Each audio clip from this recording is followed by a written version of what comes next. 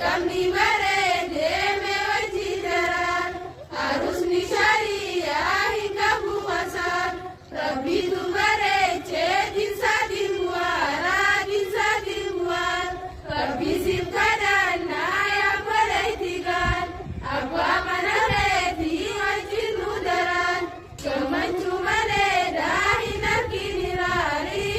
kiniran obale jidenya lagai nusiam harate banan nuai si bidam handuk si balaga rasi biro